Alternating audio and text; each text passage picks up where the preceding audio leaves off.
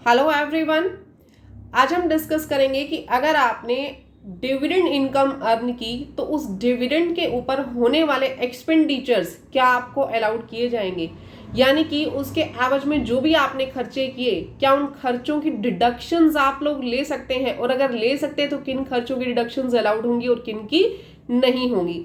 देखिए, सबसे पहली बात, अगर आपने डिविडेंड अर्न किया है और उस डिविडेंड के लिए जो आपने शेयर्स परचेज किए थे, उन शेयर्स को परचेज करने के लिए अगर आपने कोई भी बोरोइंग की, कोई भी लोन लिया, तो उस लोन के ऊपर जो आपने इंटरेस्ट पे किया है वो इंटरेस्ट की डिडक्शन मिलेगी। बट वो डिडक्शन जो है, यानी वो जो इंटरेस्ट है, वो इंटरेस्ट का खर्चा 20% ऑफ डिविडेंड अमाउंट से ज़्यादा नहीं होना चाहिए। फॉर एग्जाम्पल, आपका जो डिविडेंड है वो 1 लाख का है, डिविडेंड आपका कितने का है? 1 लाख का, और इंटरेस्ट आपका आया 15,000। इंटरेस्ट कितना आया? 15,000। नाउ जो 1 लाख रुपीज का आपका डिविडेंड है, आप उसका 20% कैलकुलेट कीजिए, यानी कि 20,000, और इंटरेस्ट आपने कितना पे किया? 15,000। तो 15,000 की पूरे की आपको डिडक्शन अलाउड है। क्लियर? अब यहीं पे अगर आपका इंटरेस्ट कितना होता? 22,000।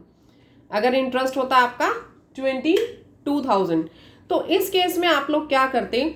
आपको सिर्फ 20,000 के लिमिट तक का जो खर्चा था वो अलाउड हो जाता, पूरा 22,000 का expenditure will not be allowed, यानी कि 20,000 मैक्सिमम आपको यहाँ पे अलाउड होगा, which is 20% of dividend received. तो फर्स्ट डिडक्शन जो मैंने डिस्कस की, आइदर 20% ऑफ डिविडेंड और actual interest, which ever is lower.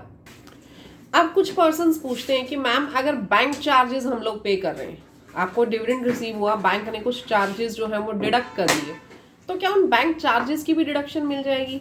कई बार कमीशन हम लोग पे करते हैं, तो क्या कमीशन की भी डिडक्शन मिल जाएगी? देखिए, बैंक चार्जेस अगर आपको ड्यू टू डिविडेंड लगे हैं, आपने पे किए हैं डिविडेंड की वजह से, तो वो बैंक चार्जेस भी आपको अब अलाउड कर दिए गए हैं, उन बैंक चार्जेस की भी डिडक्शन आप ले सकते हो। क्लियर? अब बात आती है कमीशन की। कमीशन आप लोग डिडक्शन ले सकते हो, but that should be reasonable. ऐसा नहीं है कि अनरीजनेबल अमाउंट आपने कुछ भी डाल दी और उसकी आप डिडक्शन क्लेम कर रहे हैं, नहीं। जो भी रीजनेबल अमाउंट है, अगर वो रीजनेबल है तो आप लोग उसकी डिडक्शन ले सकते हो। एक्ट में एक रीजनेबल वर्ड यूज कर दिया गया ताकि अननेसेसरीली लोग किसी भी अमाउंट की डिडक्शन ना ले। तो गाइज, इसका मतलब अगर आप डिविडेंड भी ले रहे हो तो डिविडेंड के ऊपर भी खर्चे अलाउड हैं और उनको आप क्लेम कर सकते हैं अपनी ITR में।